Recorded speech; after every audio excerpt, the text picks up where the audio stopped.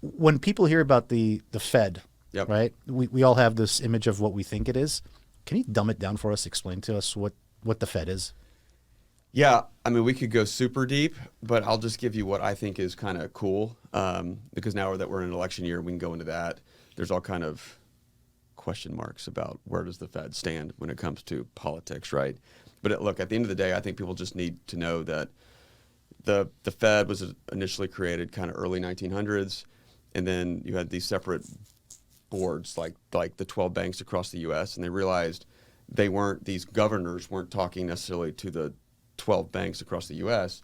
Let's put them together. And then in the early 30s, they created the FOMC, Federal Open Market Committee, as we know it now, right? That Chairman Powell is the leader of. So what's interesting for that is, in order to keep it kind of apolitical, but also national, you've got the 7 governors who vote, and then of the 12 banks across the U.S., only 5 actually vote at a time. But when they meet, so there was a meeting back on December 13th, everybody's in the room. So there's 19 people actually in the room talking and all that kind of stuff, but only technically 12 voting, plus Chairman Powell, plus his assistant. So those people rotate, those 5 of the 12. So if you think about it, they're representative across the U.S., but they rotate. But then you've always got these 7. But here's the key. The 7 governors are appointed by the president. So that's their way of kind of keeping it apolitical, that these 12, think about the Dallas branch in Texas. That's not appointed by the president, those 12 people. That's appointed by boards in that local market who consist of bankers and attorneys and other people. So you kind of combine the two, and you technically have an apolitical governing body who's simply in charge of, money supply and monetary policy and all that kind of stuff. So if you think about it, the government, Congress gave the Fed, this is what I would tell people, keep it simple. What's their mandate? It's twofold: full employment and price stability, or inflation. That is their job. And they do it, generally speaking, by just raising, cutting, keeping interest rates the same. That is generally their tools. They have a few other tools, this quantitative easing and tightening that we don't necessarily have to go into, but it's just a tool, and that's their tool: hiking and cutting and keeping rates the same. Yeah. So let's go back to how we got here. Yeah. So up until a few years ago, interest rates were kind of nice and low going along, and all of a sudden, whoop, and here we are. Yeah. What happened? Kind of lead us up to how we got to where we are today. Yeah, it's actually I think it's pretty interesting. Obviously, I would, given my job, but if you just kind of peel it back, once you had COVID and you had the pandemic, and then you started to have supply chain and unemployment spiked, and you had all this stuff happen, you had inflation go up. So you had unemployment rise. So that's on the Fed's radar. Oh gosh, normally you cut rates. Unemployment goes up. How do you help things? You cut rates back down so people borrow and all that kind of stuff. But then we had, starting in really 21, you had inflation go above the Fed's target. And so what's the Fed's target for inflation? It's 2%. I would just tell you, I don't want to forget this because it's kind of interesting. Why 2%? Like, why is that the holy grail? We didn't even adopt 2% until 2012.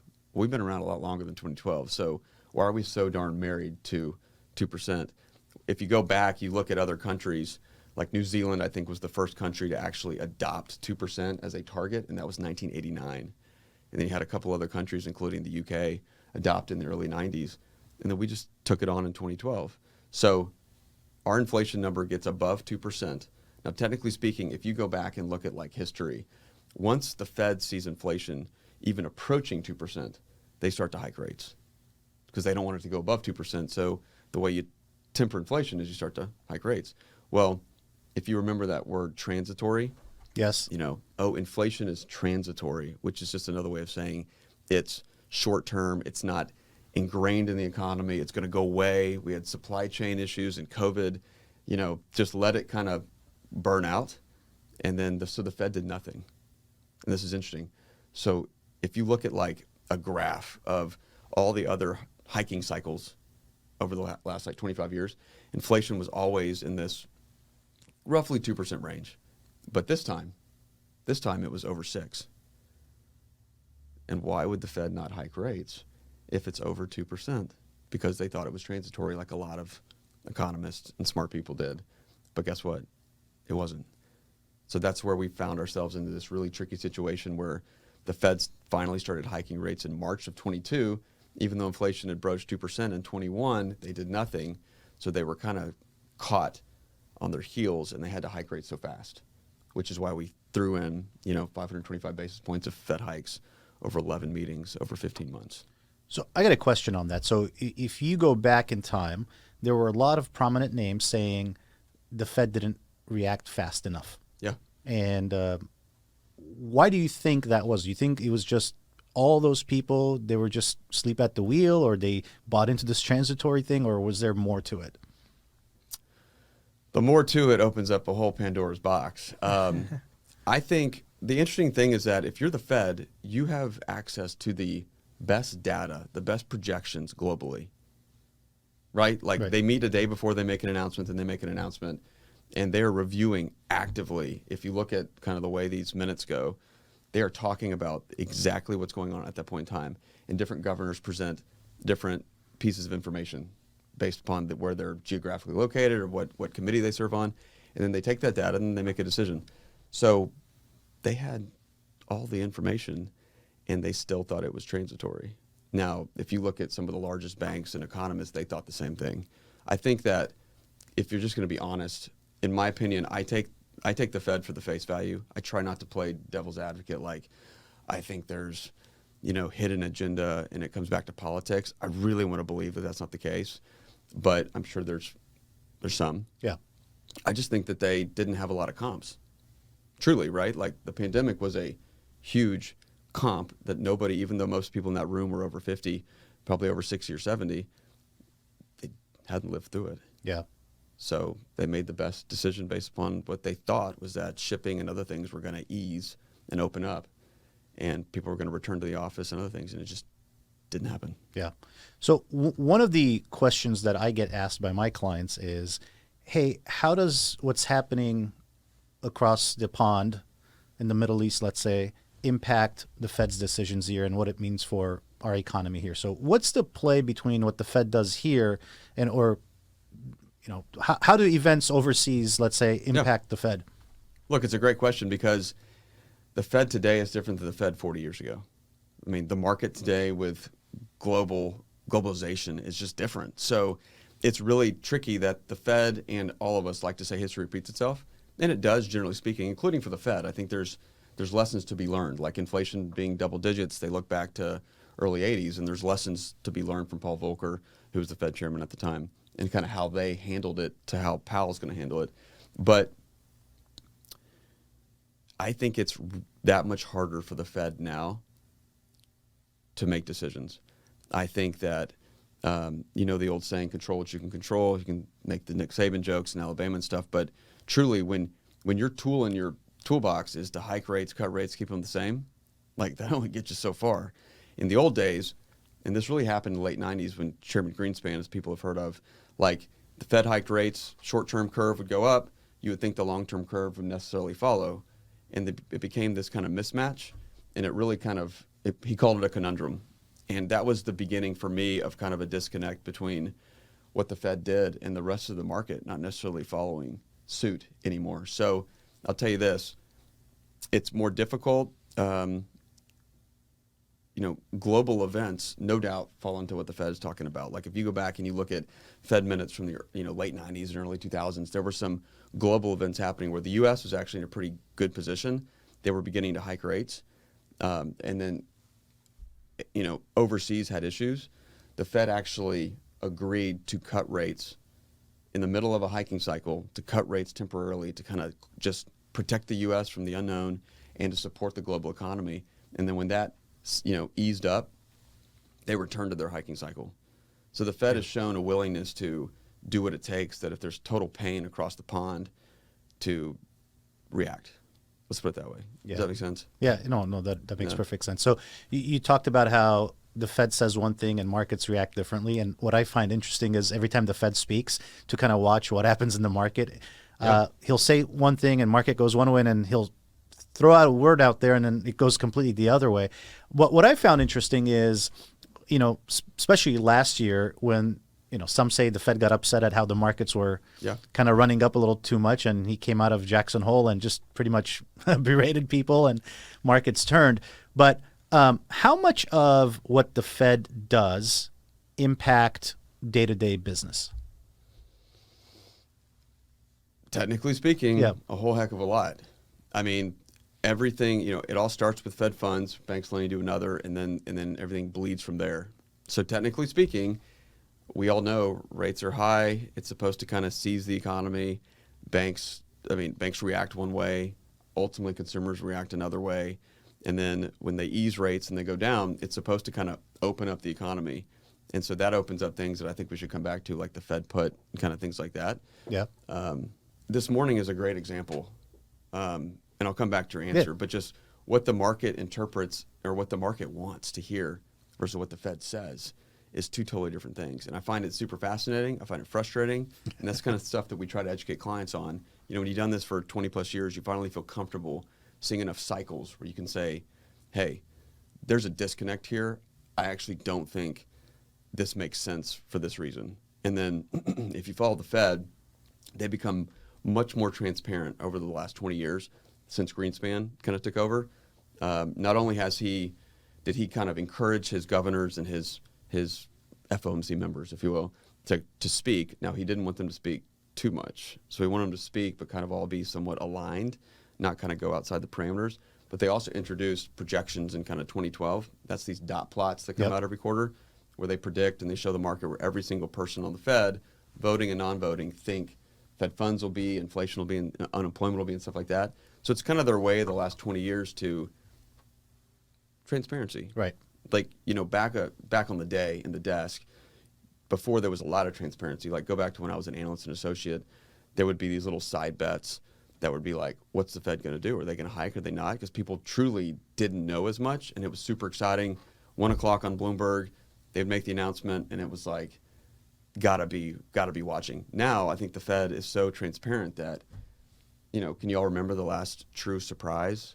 Like, there's not that many surprises. The surprise is like, they went up 0.5% instead of 0.25%. Yeah. And maybe that's like, but in a lot of ways, I just kind of move on with, you said like a day-to-day business standpoint, I hear that news and it's like, okay, and then I just kind of go back to what I was doing. It's not like all of a sudden I stop what I'm doing and I'm like, okay, I'm shifting my whole strategy, business strategy or whatever. So you're right. I mean, what I'm hearing for you is the little nuances have these big impacts, but from a day-to-day business standpoint, it seems to me, especially kind of thinking over the last year, it's something that kind of catches up to you. Right. Like you wake up one day, great point, and you're going to get a mortgage, or you're going, and it's like, well, it's 7%. My purchasing lifetime or that lifetime, I've never that seems like astronomical, right? Without a doubt. That's why kind of been through the cycles that I've been through. You want to see CFOs in particular, business owners, whatever, like pull out that recession playbook. That's a token banker term, but like well in advance. I think those who have been through cycles, and I always joke, like if I'm sitting across the table from a client who's sub 35 years old and over 35 years old, they have a very different view on how to prep their business for kind of what we see coming on. They've been lulled to sleep by low rates. If you're under 35, Fed's cut rates to 0 twice, right? Yeah. Well, I got to tell you, so I'm a little older than 35, so I could speak to this. Back in 2008, the great financial crisis, if you recall, we had just bought our condo in Chicago, put 20% down. The crisis hits. People that had put maybe 3% or remember those stated loans where you just told people what you made and there was no verification?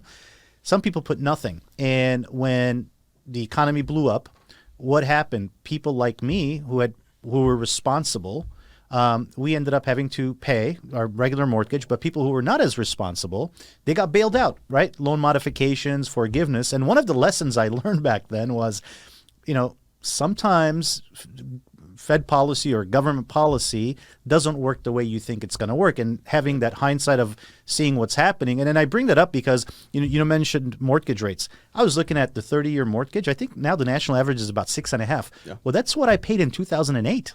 Yeah. It's not that high. And at that time, to give you perspective, I thought it was okay. This 2% has been ridiculous, right? And we knew it wasn't going to last forever. But now the mantra has been, at least last year was, what was it? Higher for longer. But now I'm hearing what the Fed's saying, and you mentioned the dot plots, right? There's no more surprises where we kind of say, here's what we're anticipating. So based on what they've said, what I'm anticipating now is later and fewer, meaning we're going to cut rates, but it's going to be later and it's going to be fewer cuts. Because last year, I think the market had priced in 6 rate cuts. Yeah. But then listening to the Fed, if you actually paid attention, and some of these bank CEOs, they were saying, more like 3. Yep. And it seems like that's where it's headed. So as we head into 2004, so we talked about how we got here. Where are we now as far as inflation, unemployment, and what the Fed is saying? Yeah. So go back to this morning and kind of what's happened, or just what's happened in the last week. And it's a great example of what we think might happen this year, and it's total volatility. I mean, we had a CPI print, that's the Consumer Price Index, that's kind of a leading indicator of inflation, come out last week.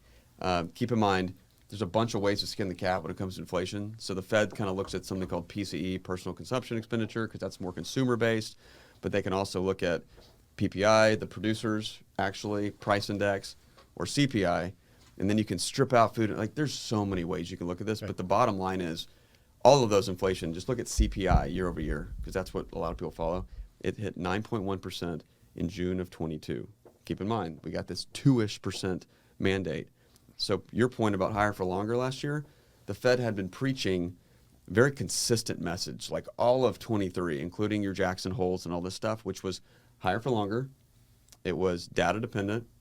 We're going to go at it till the job is done, and there's going to be pain in the economy, because if you let inflation go, it's a bad thing net long term for the economy. So we are going to cause pain by hiking rates so much that the economy feels it, and we expect the unemployment rate to go up, and that's what happens usually, right? And then we'll cut rates. And he mentioned several times, because when they do these meetings, then they do a press conference, and that's what all eyes are on. So like the nerds like me, you make sure you're in front of your computer and you listen to it, and you're listening for kind of cues. And different cues he's given, Chairman Powell, have been like, look, I can keep rates as high as I want for too long until I'm darn sure that inflation's under control, and then I can cut them as fast as I want. And I think this is key, and this is why I get confused with some of the messaging from the December meeting, which was, I don't want to repeat the mistakes of the past. And what he's referencing, and this is super interesting, I referenced it earlier, Volcker, 1981, 1982. Okay, that was the Fed chair. Inflation was double digits then. Fed funds was also double digits then. So it's a little bit different, but essentially Fed funds was 19%, and as inflation started to go down, keep in mind it was double digits, the Fed didn't wait to make sure that it was like truly sticky going down. They chased it, so they started cutting rates. 1 month they'd get an inflation print, it'd be lower, they'd be like, we're cutting rates from 19 down. And they cut it all the way down to 9% in just a few months. Guess what happened to inflation? Shot Popped back up. So what'd they do? They went from 19 to 9, back to 19.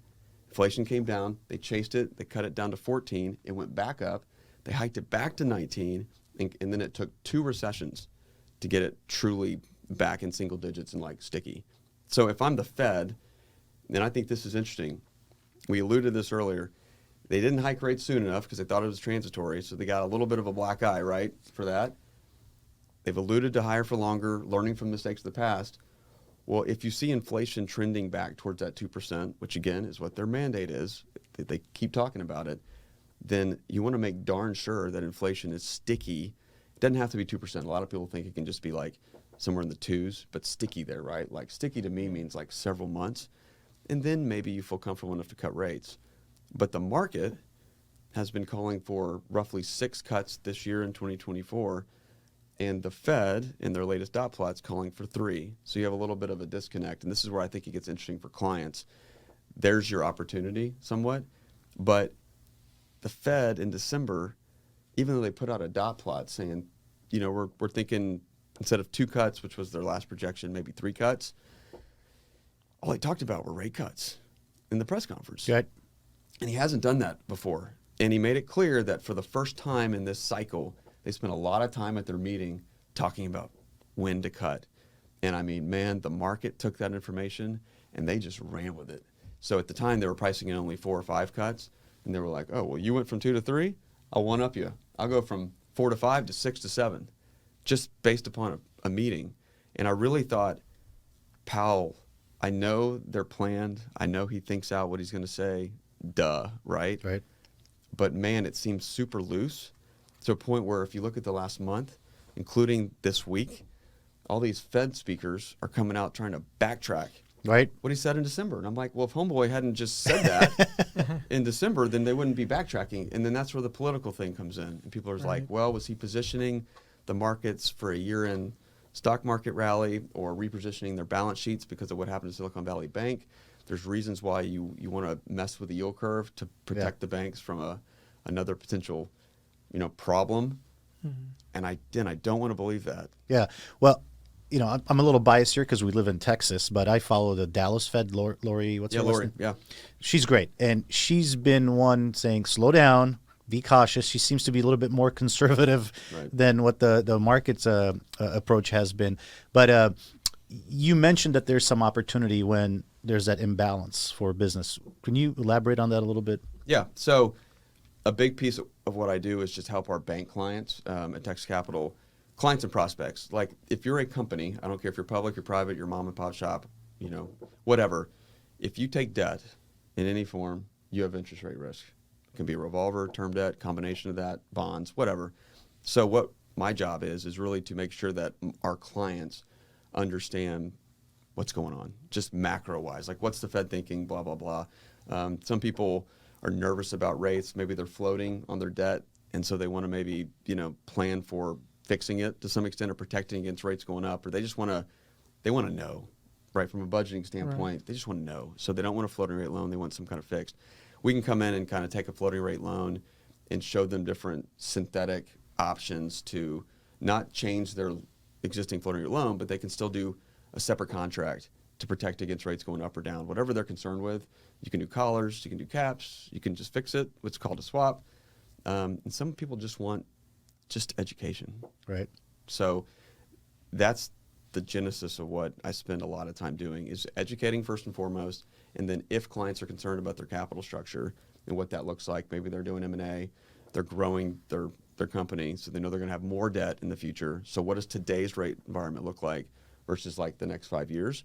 Should I be thinking now about doing something or should I wait? Or maybe I'm going to divest, so I don't want to lock in anything because I could have some kind of prepayment penalty type of thing.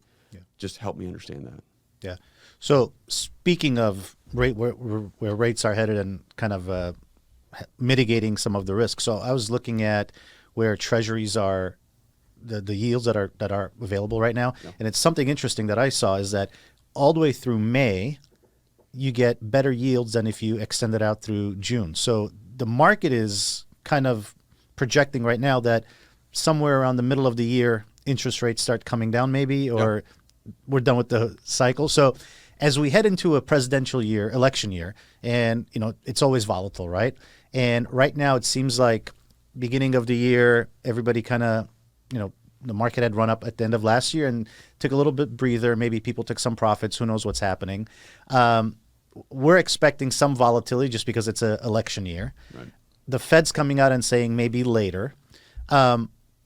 If I have debt that I've taken, and I'm a business, and how do I go about preparing? Like, is there like a checklist of things that I need to go through?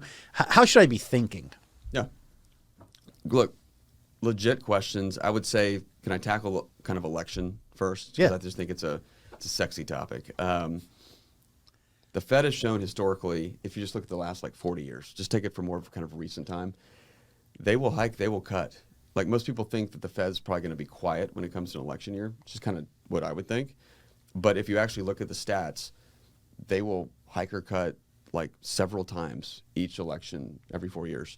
They will even do it the month before. And so the key though is they don't typically pivot from a hiking cycle to a cutting cycle. And that's where things get interesting. They've done it twice in the last 40 years.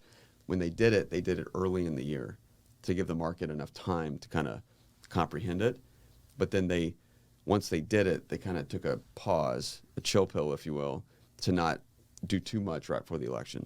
So that's your comp. I'm just not in the camp that comp matters as much anymore. I just think things are different now. But I think that's important to understand. So if you just look at Fed dates, first off, and then I'm going to answer your question, I promise. Yeah. But you got a January meeting at the end of this month, nothing expected. You got a March meeting where as of 2 days ago, the market was pricing in an 80% chance of the first cut. In March. In March, which to me seems super early when you have inflation. Remember that 2% CPI print we were talking about? Yes. It's at 3.4. It went up last month from 3.1 to 3.4.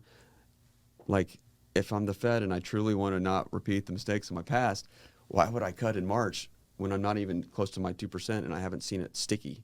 Yeah. Right? So there's your first disconnect.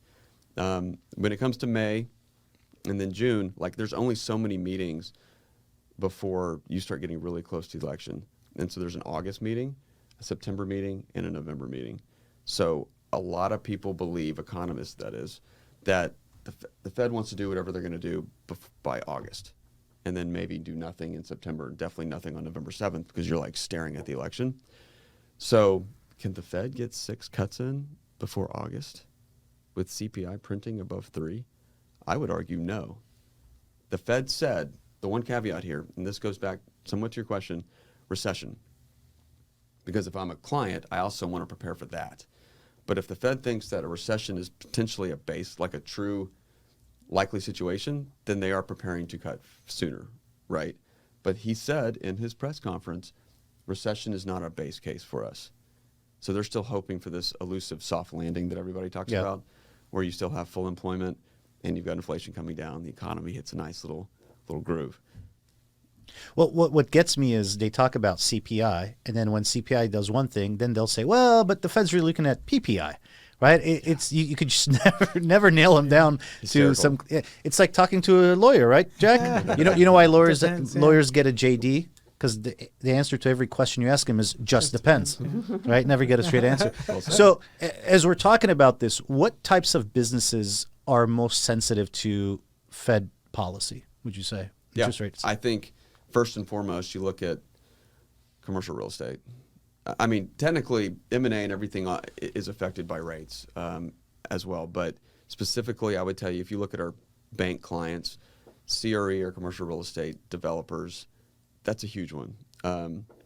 Yields go up, that impacts their cap rates, and then it's project returns. You know, there's no industry that's more dependent upon it's got to hit a return of X for us to actually break ground and do the construction project and then, you know, permit out. Like you see there that you've heard about this maturity wall that's coming, and this is a potential for a recession, is that you got all these loans coming due in 2024 and 2025. That's a real thing. A lot of them are commercial real estate. Once you get into commercial real estate, you obviously break that down with industrial and retail and multifamily. There's different kind of office, a big one. There's subcategories of it. But I'll tell you, many of our clients who have had loans either coming due or they've had hedges with me that are expiring, they got to put them back on, because if they went back to floating at these higher levels, you know, north of 5% floating plus their loan spread, it doesn't work.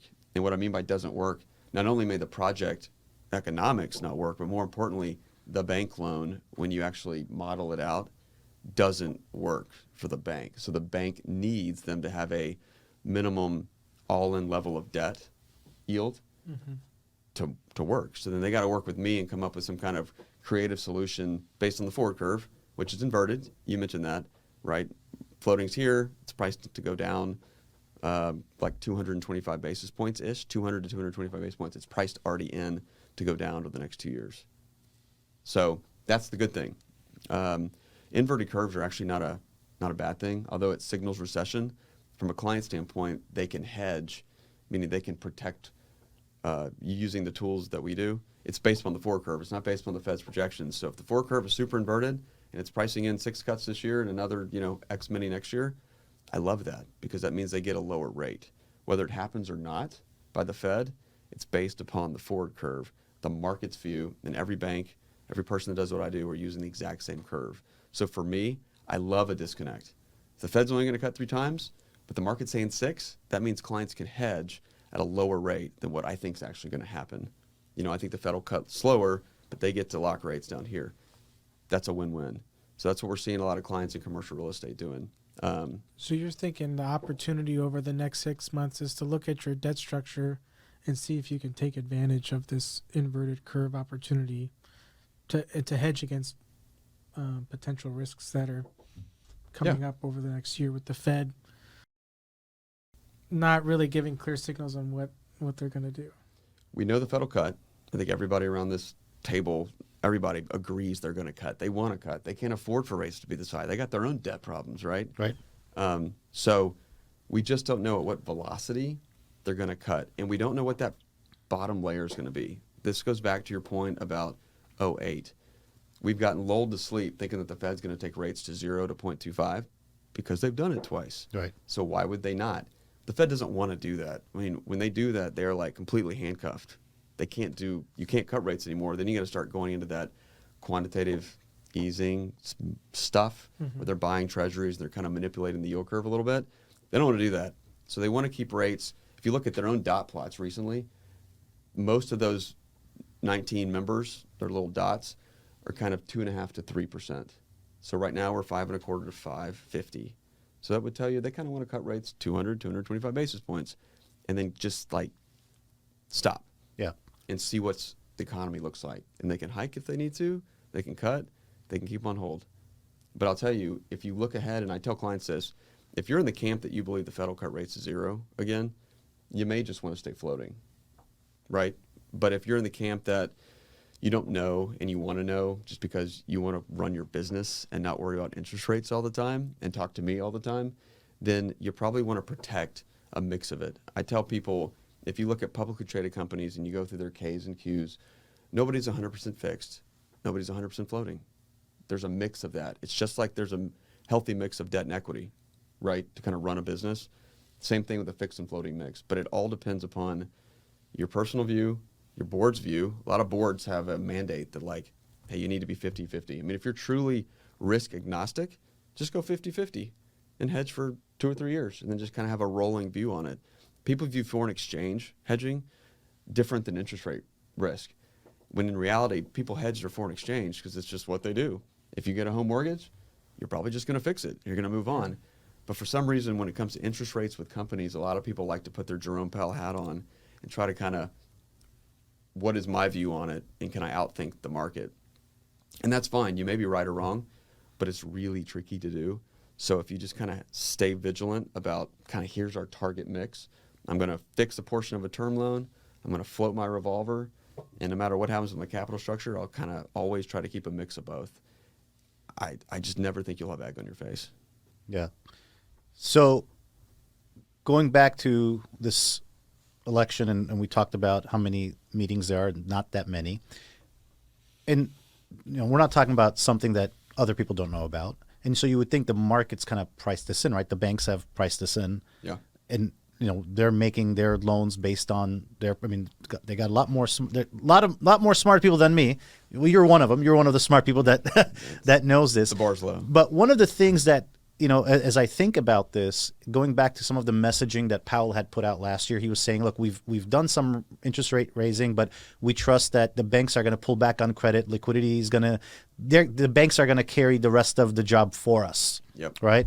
And so let's say he starts cutting, or the Fed starts cutting, but the banks now have tighter underwriting guidelines, right, to avoid the stated loan situation back in 2008. So even if the Fed starts cutting, it doesn't necessarily mean there's going to be a bunch of money floating out there, because the banks are still the ultimate decision makers in saying who's creditworthy, right? So talk to me a little bit about that. I put that in the unintended consequences category, right? Like the Fed does what they need to do, but then other people need to pick up the ball and run with it, and the banks being, the one we're talking about now. So we've seen the rise of private credit and alternate forms of capital, direct lenders, other things, private equity. I mean, if you just look at banking now versus 20 years ago, still very different. I mean, you go read Barbarians at the Gate from the late 90s. That was a famous movie and a famous book. Like, that's some great Wall Street kind of it feels different than it does now in terms of how people sell, how they raise capital. And so if the Fed were to cut rates, you would think, the point is the banks kind of loosen up a little bit too, but the banks are now held at a different standard, and it all came back from '08. So you're at this Basel I, Basel II, Basel III, and all this other stuff that we don't have to totally go deep into, but just know that, when bad things happen, like happened in March, a lot of us were on spring break when Silicon Valley, for example, made their announcement that they were having troubles, and a couple banks followed after that. Like, your reaction, you being the government, is to go from here to here. And the problem with that is it's always reactive. And this isn't like a knock on the government. It's just human nature, right? Like, everything's going fine, but then one person ruins the party for everybody. And so now those restrictions have gotten even tighter. We'd already brought in the banking community. I mean, if you guys look at bank term sheets from the last 5 years, I mean, the debt to equity ratios that were allowed, I don't care if it was energy lending or if it was traditional middle market, like, they've changed. We used to allow clients to put more debt on their balance sheet for a project, but now it's more like 50-50, or even we need more equity than we need on the debt side. And by the way, we used to let clients, I'm broad brushing here, but kind of do like 4 times leverage, right? And those days of kind of, debt to EBITDA, cash flow, stuff like that, it's come into like 2 and less. So that's 50% less that a client could borrow. And then we're also not letting them borrow as much to begin with. And so for that reason, what does the market do? When they see the bank market seizing up a little bit, you get direct lenders and you get private credit coming in, and you get the massive New York firms raising billion-dollar funds to then hire a bunch of credit people and basically do the same thing banks do. Right. But the difference is banks are more forgiving. Banks don't want to own your asset. I mean, if you look, I have a stint in energy lending in between derivatives, and like, we don't want to run your company. We have engineers on staff, but the bank doesn't want to run your upstream company. We are going to amend it, and we're going to forgive it until absolutely like we're forced to make a decision. Direct lenders, in theory, not all of them, but not as forgiving, not afraid to own your company. They want to invest technically indirectly in your company by offering you debt. And should you start to miss some covenants, well, guess what? We'd love to run that company. Yeah. Well, it's interesting you say that because, we've seen the growth of private lenders in middle market companies.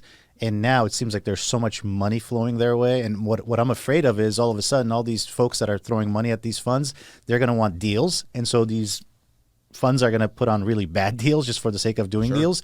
And to your point about banks don't want to be operators, right? They're in the business of lending money. They don't want to operate it. Whereas private equity, they don't mind. They actually have staff. They have turnaround people on staff.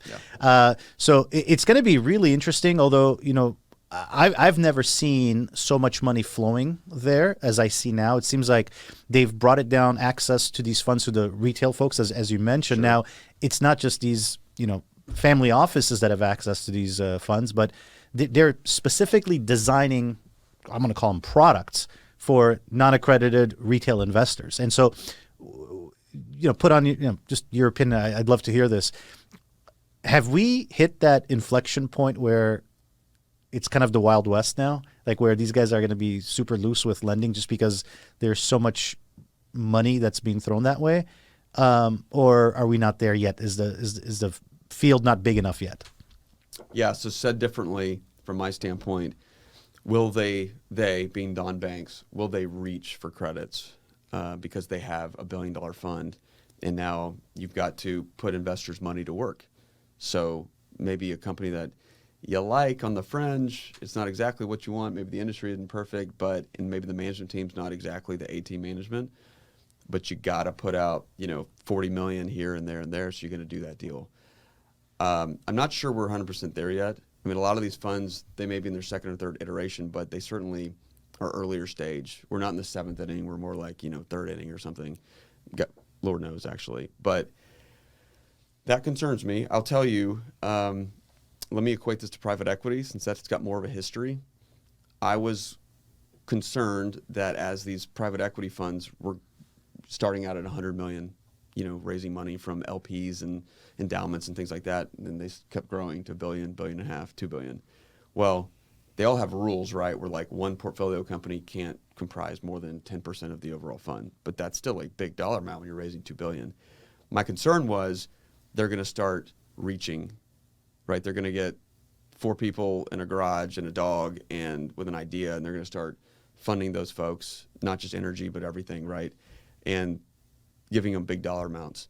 To some extent, you know, you've seen it a bit, right? On the private equity side, they've raised so much capital that they want to deploy it that maybe it's not that A-team management anymore, or it's not that repeat management team that you love, who've done it with you before 2 or 3 times. You're going to do it again. That's great. These guys don't have any of that history, right? This is the first time they've ever used a management team. So, in my opinion, there is risk there.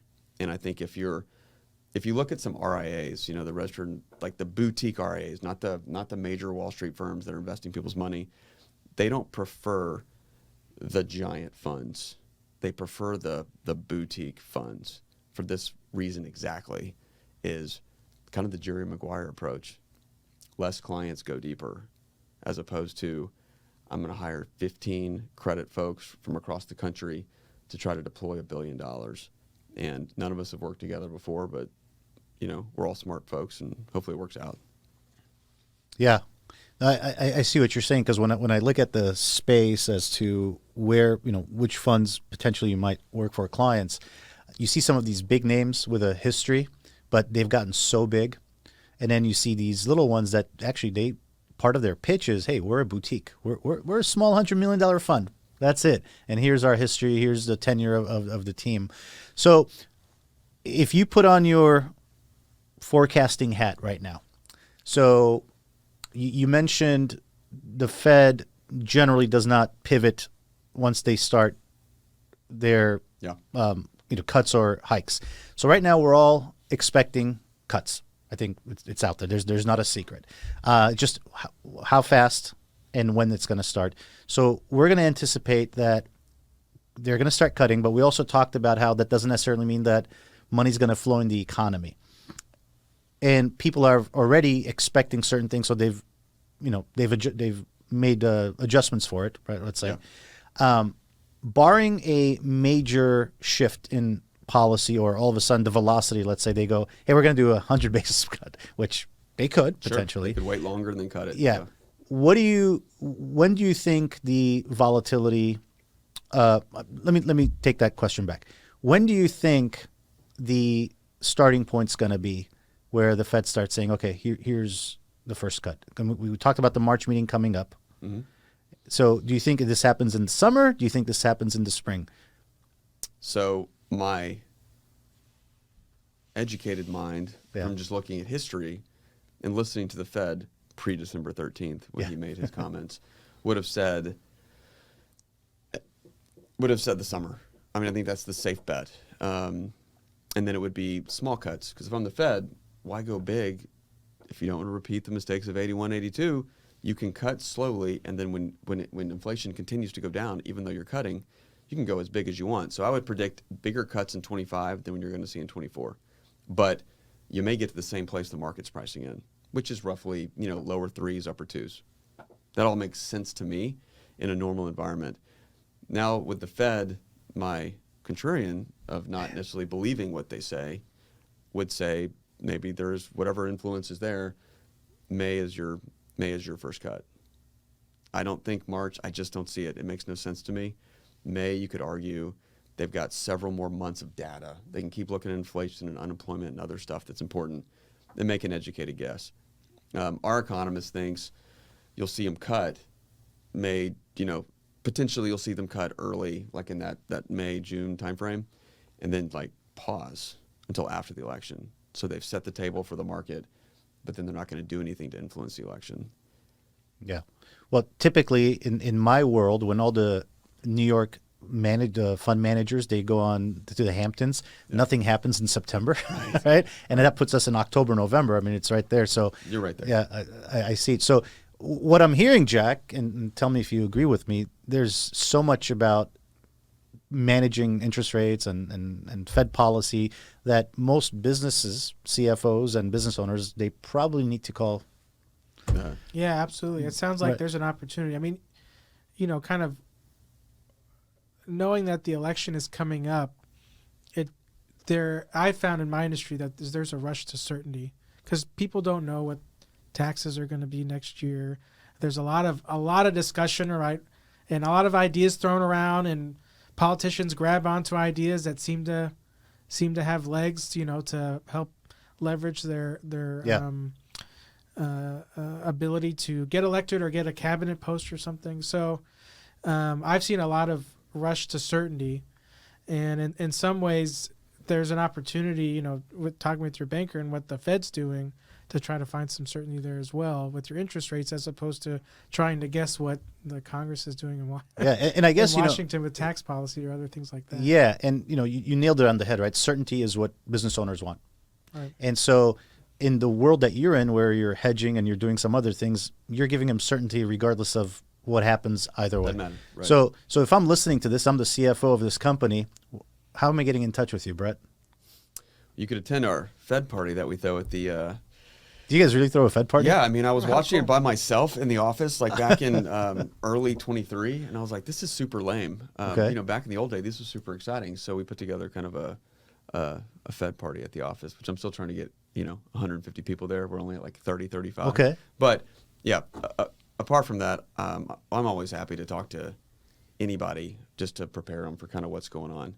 And so, I don't know if I give my info or not. We'll put it on the show so that fine, people but- can contact you. But we want to get an invite to this The Fed party, yeah. free food. Maybe going to do a happy hour too on the March Fed meeting, which is the really exciting one. Oh, you do it which I think every in May. you do it at every well, meeting? that's internal. Okay. But we're actually going to do a happy hour, I think, for clients the afternoon of the Fed announcement. We did it last February, and it was really well attended. And this is going to be at the office? We'll go to an actual bar. Okay, Hey, so interest rates are fun. So you guys heard it here. So Texas Capital Bank is putting on a Fed party in March, and Brett's paying for it. Do it. All right, Do it. cool. Anything else you want to add? No, I mean, look, I would just tell people uncertainty. There's a lot of talk about recession and stuff like that too. So I just don't fight the Fed. Don't At the end fight of the day, Fed. That is the old mantra, right? Don't fight the Fed. Information contained in this podcast and accompanying video have been derived from sources believed to be reliable. This content is not guaranteed as to its accuracy and does not purport to be a complete analysis of the topics discussed. Analysis is based on assumptions that may not come to pass. None of the content should be construed as legal or investment advice. You should consult with a qualified professional before implementing any strategies discussed. All expressions of opinion reflect the judgment of the speakers on the date the video was recorded and are subject to change.